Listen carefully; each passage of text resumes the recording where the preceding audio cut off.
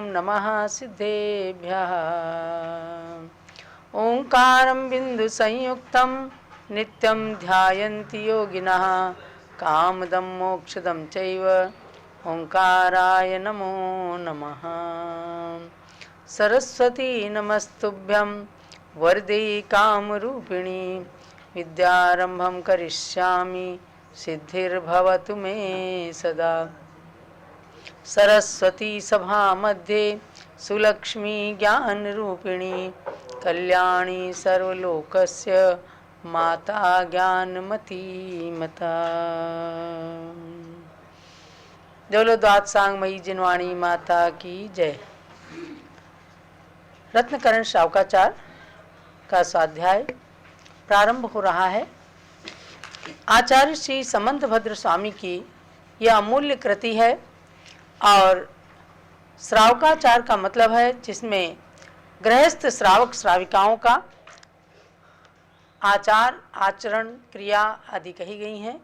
ऐसा रत्नों के पिटारे के समान यह रत्नकरण श्रावकाचार है। इसके अंदर 150 श्लोक हैं और 7 परिच्छेद अर्थात 7 चैप्टर हैं, जिसमें पहला चैप्टर चल रहा है और इसमें सम्यक दर्शन का सुंदर प्रकरण आचार्य देव ने बताया है। आपने 8 श्लोकों के माध्यम से जाना है कि वीतराग भगवान कौन होते हैं, सर्वज्ञता, वीतरागता, हितोपदेशिता, इन 3 गुणों से समन्वित सच्चे आप्त यानी सच्चे देव भगवान होते हैं, जिनकी दिव्य ध्वनि खिरती है और उस दिव्य ध्वनि के आधार पर गणधर देव के द्वारा द्वादशांग निबद्ध किया जाता है और उसी द्वादशांग के अंश रूप में आज चतुरनुयोग रूप वाणी हमारे समक्ष मौजूद है। उन्हीं में से चरणानुयोग का ये ग्रंथ है रत्नकरण शावकाचार। उसकी कक्षा प्रारंभ करती हूँ। नमः श्री वर्धमानाय निर्धूत कलिलात्मने सालोकानां त्रिलोकानां यद विद्या दर्पणायते। जिनके ज्ञान के अंदर लोक और अलोक की समस्त पर्यायें झलकती हैं, एक साथ झलकती हैं, ऐसे केवल ज्ञानी सर्वज्ञ देव अरिहंत भगवान वर्धमान स्वामी को, महावीर स्वामी को बारंबार नमस्कार करके और सम्यक दर्शन का प्रकरण ये यहाँ पर कहा जा रहा है। तो अब हम 9वें श्लोक की ओर चलते हैं। सच्चे देव, सच्चे शास्त्र और सच्चे गुरु की बात आती है कि इन पर श्रद्धान करना सम्यक दर्शन है। श्रद्धानम परमार्थानाम आप्तागम तपोव्रताम त्रिमूढ़ा पौढ़मष्टांगम सम्यक दर्शन मस्मयम। एक एक चीज का श्लोक में कहे गए एक एक शब्द का अर्थ आगे आगे इन श्लोकों के माध्यम से बता रहे हैं। सच्चे देव के बारे में हमने जान लिया कि जिनके अंदर राग का अभाव होता है, जो हितोपदेशी होते हैं और उनके अंदर 18 दोष नहीं रहते हैं, ऐसे वे भगवान सच्चे आप्त सच्चे ईश्वर कहे जाते हैं। और अब सच्चे शास्त्र की ओर आ रहे हैं। 9वां श्लोक है। आप्तोपज्ञमनुल्लंघ्य मद्द्रष्टेष्ट विरोधकम तत्वोपदेशकृत सार्वम शास्त्रम का पथघट्टनम। इसका बहुत ही सरल और सरस हिंदी पद्यानुवाद भी पढ़ेंगे। जो आप्त कथित है वचन तथ्य जिनका न उल्लंघन हो सकता, प्रत्यक्ष परोक्ष प्रमाणों से जो बाधित कभी न हो सकता, जो सब कुमार्ग का खंडन कर तत्वोपदेश करने वाला, सबका हितकारी सार्वशास्त्र वै भ्रमतम को हरने वाला। शास्त्रम, शास्त्र कैसा शास्त्र? आप्तोपज्ञम, आप्त के द्वारा यानी जिन विशेषताओं से समन्वित आप्त सच्चे ईश्वर की बात कही है, उस ईश्वर के द्वारा कथित है जो उस ईश्वर के द्वारा जो दिव्य ध्वनि के द्वारा कहा गया है उसको कहते हैं आप्तोपज्ञम। ऐसे उस शास्त्र को और कैसी उसकी विशेषता है, अनुल्लंघ्यम, वह अनुल्लंघ्य है, मतलब उसका कोई उल्लंघन नहीं कर सकता। यानी कि ऐसा शास्त्र में जो कहा है वो ऐसा होना चाहिए वैसा होना चाहिए, कोई दुराग्रही कह दे तो बात अलग है, लेकिन जो सम्यक दृष्टि है वह कभी शास्त्र की बातों को झुठला नहीं सकता, इसलिए कि वह सच्चे भगवान के द्वारा, सच्चे आप्त के द्वारा, ईश्वर के द्वारा, सर्वज्ञ देव के द्वारा कहा गया है। तो वह अनुल्लंघ्य है, कोई भी इंद्रादिगण कोई भी उसका उल्लंघन नहीं कर सकते। अदृष्टेष्ट विरोधकम, वह शास्त्र कैसा है, अदृष्टेष्ट विरोधकम, यानी प्रत्यक्ष और परोक्ष प्रमाणों के विरोध से रहित है। प्रत्यक्ष अनुमान आदि के विरोध से बिल्कुल रहित है।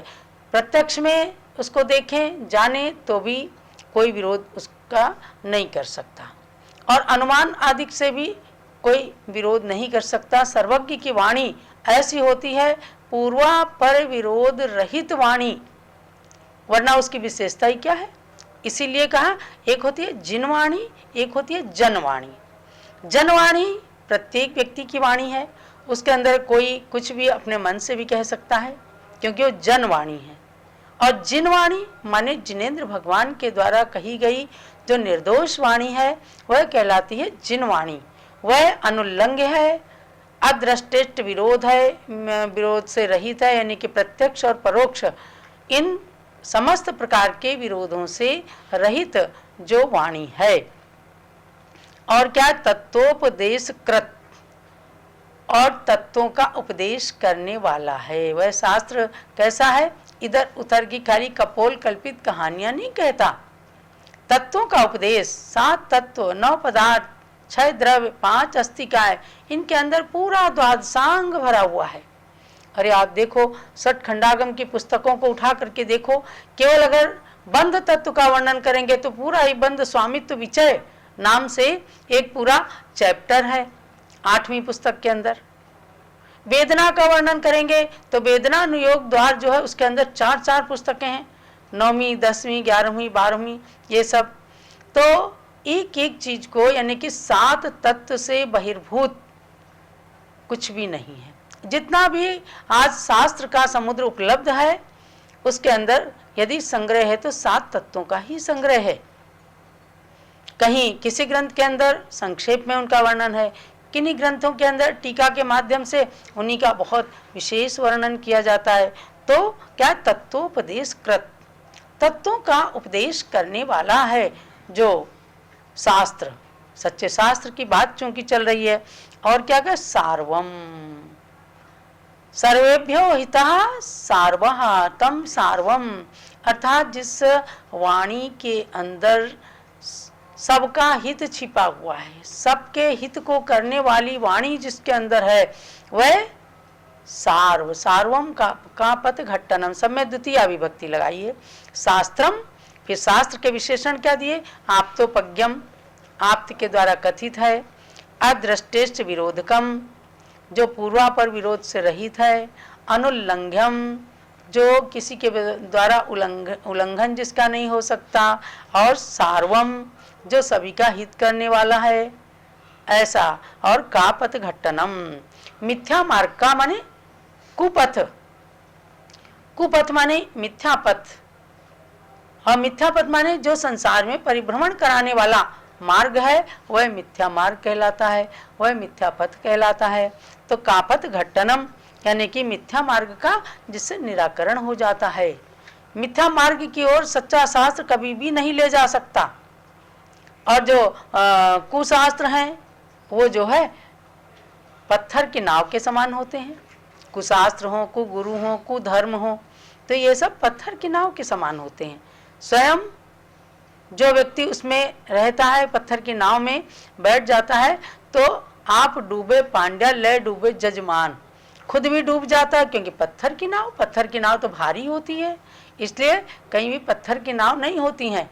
अगर समुद्र को, नदी को पार करना होता है तो लकड़ी की नाव ही होती हैं। और उस पर बैठ करके नाविक जो है वो समुद्र से या नदी से पार लगा देता है, पार करा देता है। तो वह पार कराने वाली नाव होती है। ऐसे ही भक्ति की नाव, सम्यक दर्शन की नाव जो है वो संसार से पार करने वाली है। इसलिए सच्चे शास्त्र के लक्षण में बताया कि कापत घट्टनम, यह मिथ्या मार्ग का निराकरण करने वाला है। तो इसको आप संक्षेप में यूँ समझिएगा कि जो आप्त के द्वारा कथित है, ईश्वर के द्वारा कथित है, जिसका कोई उल्लंघन या खंडन नहीं कर सकते, जो प्रत्यक्ष और परोक्ष प्रमाणों से बाधित नहीं होता है, सर्व कुमार्गों का खंडन कर तत्व का उपदेश देने वाला है, सबका हित करने वाला है, सार्व है, वह सच्चा शास्त्र कहलाता है। ऐसे शास्त्रों का हमेशा स्वाध्याय करना चाहिए, क्योंकि उन शास्त्रों की एक पंक्ति भी अपने जीवन का निर्माण करने वाली हो जाती है। इसलिए आप सब स्वाध्याय परमम तपः, स्वाध्याय को परम तप समझ करके और स्वाध्याय जरूर करें। एक नियम कर लें कि हम किसी ना किसी सच्चे शास्त्र का, चाहे वो प्रथमानुयोग का हो, चाहे करणानुयोग, चरणानुयोग या द्रव्यानुयोग का, क्रम से ऐसे शास्त्रों का, सच्चे शास्त्रों का 2-4 लाइन स्वाध्याय अवश्य करेंगे। स्वाध्याय का मतलब ही होता है कि स्व का अध्ययन, यानी स्व माने आत्मा का अध्ययन। आत्मा का अध्ययन क्या है? आत्मा तो अमूर्तिक रूप में शरीर के अंदर छिपी है, यानी जो अध्ययन आत्मा के निकट पहुंचाए उसको कहते हैं स्वाध्याय।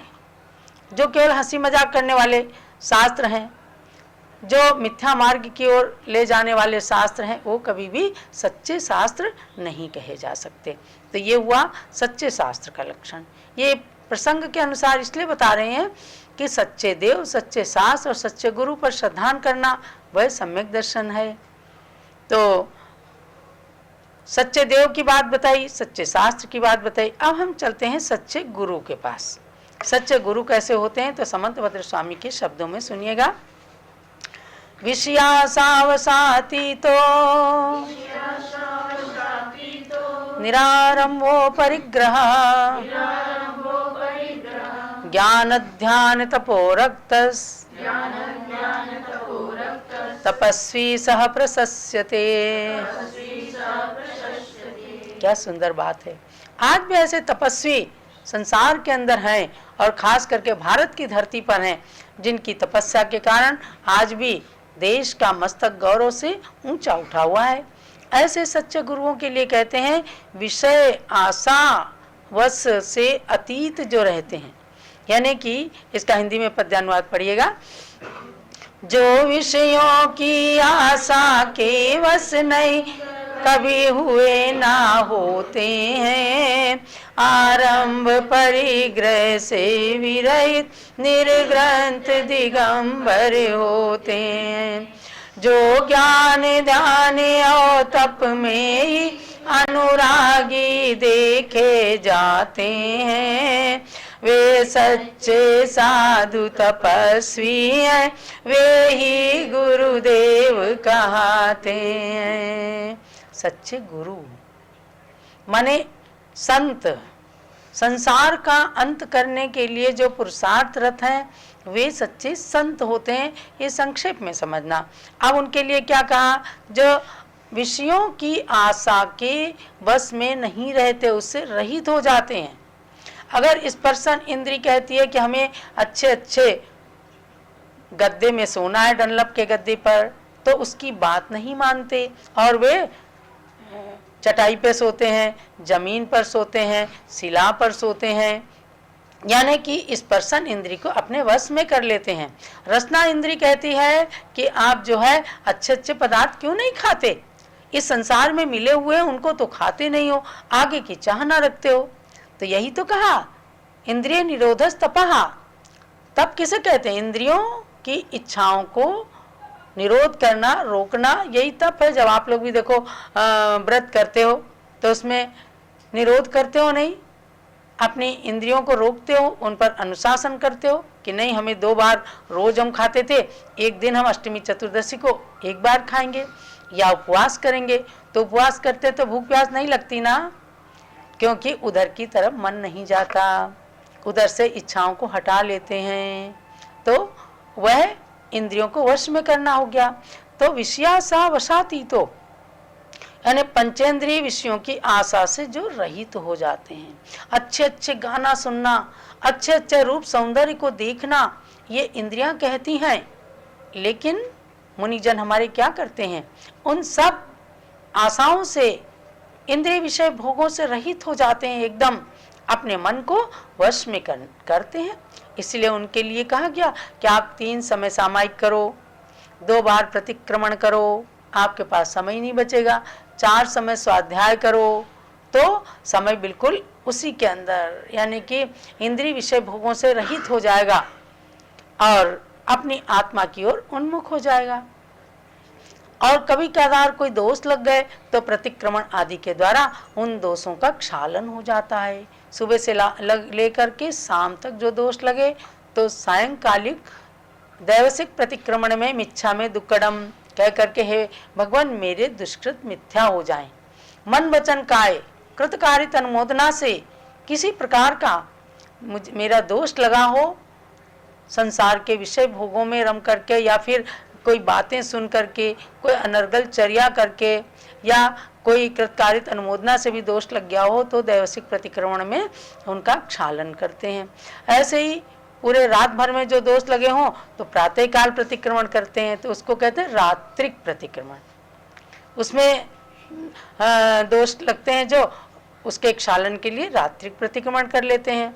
और कभी कभी प्रायश्चित आदि में कल्याणालोचना का पाठ करने के लिए कहते हैं। सर्वदोष प्रायश्चित विधि नाम की 33 अत्यासाधना दोषों को निवारण करने के लिए व्रत है, और उसको पढ़ने के लिए मंत्र हैं।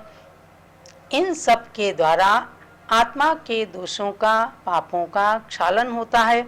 बस वही बात सच्चे गुरुओं के लिए कही गई है कि पंचेंद्रिय के विषयों की आशा से रहित है जो, और निरारंभा संपूर्ण आरंभ, अपरिग्रह संपूर्ण आरंभ से रहित और परिग्रह से रहित हो जाते हैं।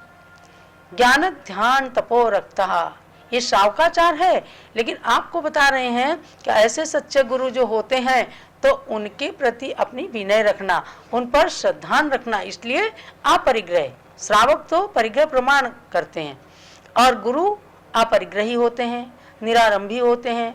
तो जो आरंभ से रहित हैं, जो परिग्रह से रहित हैं, और क्या है, ज्ञान ध्यान तपो रक्तः, ज्ञान में, ध्यान में, तप में हद सदा अनुरक्त रहते हैं। तपस्वी सह प्रशस्यते, ऐसे गुरु तपस्वी जो हैं वे सच्चे गुरु कहलाते हैं, वही प्रशंसा के पात्र होते हैं। यानी ऐसे गुरुओं को ही सच्चे गुरु के नाम से जानते हैं, कहते हैं। इसलिए उन गुरुओं के ऊपर ही श्रद्धान करना चाहिए। पहले भी चतुर्थ काल में ही भी ऐसे ही गुरु होते थे, 28 मूल गुणों को धारण करते थे, गुरु से दीक्षा लेते थे, संसार शरीर भोगों से विरक्त रहते थे। आज पंचम काल है, आज भी दीक्षाएं होती हैं, कभी आचार्यों के हाथ से, कभी गणिनी आरिका माताओं के हाथ से आरिकाओं की दीक्षा, क्षुलिकाओं की दीक्षा होती हैं। तो ऐसी तपस्या करने के लिए प्रेरणा दी जाती है और मूलाचार ग्रंथ का स्वाध्याय करके उस रूप अपने आचरण को बनाने का उपदेश दिया जाता है। जब आपके बीच में ऐसे गुरु हों तो उनके प्रति नतमस्तक हो जाएं और ऐसे सच्चे देवसास गुरु के ऊपर श्रद्धान कर लें, ताकि ये समझ में आ जाए कि हम पंचम काल में भी सम्यक दृष्टि हैं, हमें सम्यक दर्शन हो गया है। वह चतुर्थ काल भी हमारे लिए बेकार था जिसमें सम्यक दर्शन नहीं हुआ था, और वह पंचम काल भी हमारे लिए अच्छा है कि जिसमें हमको सम्यक दर्शन हो गया। हमने सच्चे देवसास गुरु का श्रद्धान कर लिया, हमने रत्नत्रय की आराधना करने की ओर अपने कदम बढ़ा लिए, हम रत्नत्रय आराधकों के भक्त हैं। तो ऐसे पंचम काल का भी मूल्यांकन करके अपने गुणों को प्रकट करना और सम्यक दृष्टि बनना। और सच्चे साधु जिनको आज आहार आदि आप कराते हैं, देखो आचार्य शांति सागर महाराज थे। आचार्य शांति सागर महाराज ने जब थोड़ा बहुत मुनियों के चारित्र में शिथिलता देखी, दक्षिण भारत में उन्होंने देखा कि एक दो मुनिराज हैं, श्रावक के यहाँ आहार करने जाते हैं, वो आहार के बाद उनको दक्षिणा देते हैं तो ग्रहण कर लेते हैं। ऐसा देखा तो उन्होंने अपने गुरु जो मुनि देवेंद्र कीर्ति जी थे उनको भी समझाया, गुरुदेव हम आरंभ परिग्रह छोड़ चुके हैं, हमें कोई पैसा नहीं लेना है, हमें कोई दक्षिणा नहीं लेना है। मूलाचार पढ़ पढ़ करके अपनाया उसको और गुरु को दिखाया।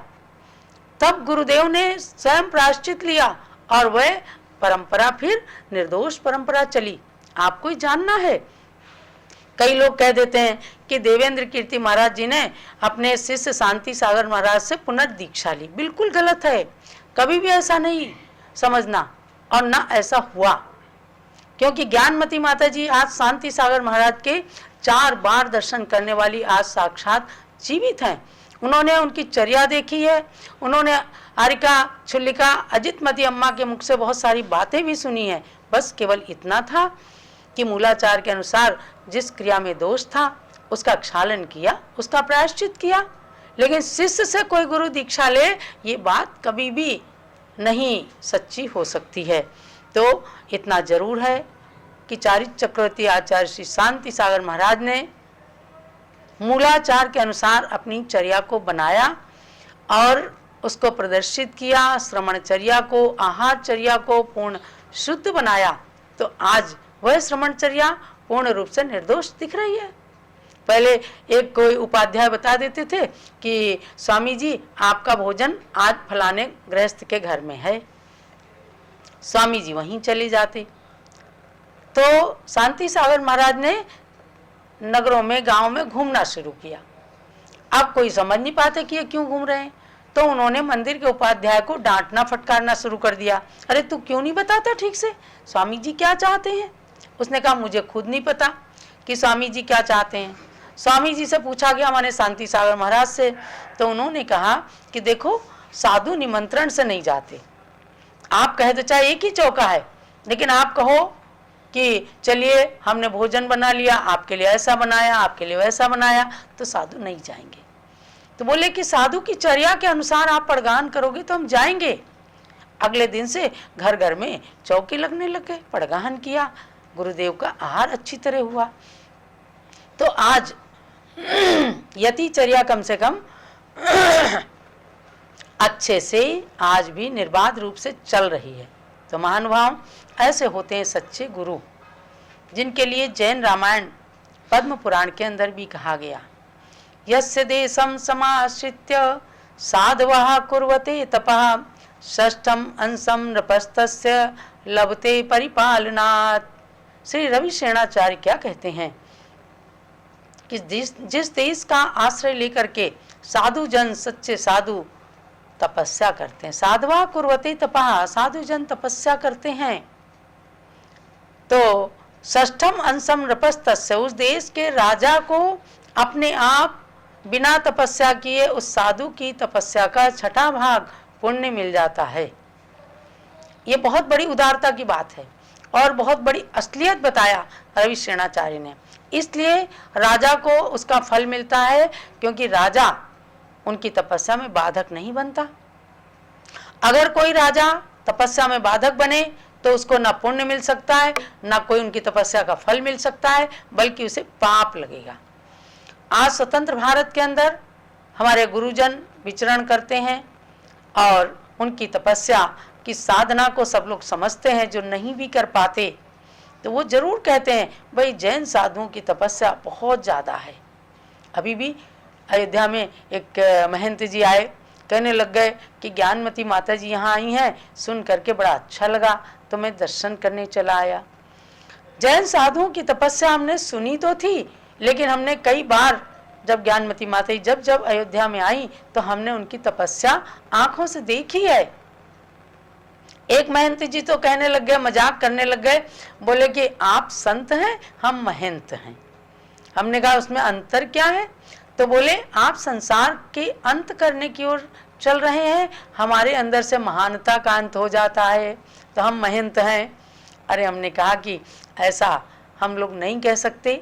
तो उनका कहने का मतलब ये था कि जैन संतों की या सच्चे संतों की तपस्या की बात बिल्कुल अलग होती है। वे निर्दोष और निस्वार्थ तपस्या करते हैं, इसलिए उनकी तपस्या से आज भी हमारे देश का गौरव वृद्धिंगत हो जाता है। तो महानुभाव, ऐसे संत सच्चे गुरु कहलाते हैं और उन सच्चे गुरुओं के ऊपर श्रद्धान करना तो सम्यक दर्शन है। ये तो हुई बात आपके लिए सम्यक दर्शन की। अब कहाँ आगे, अष्टांगम।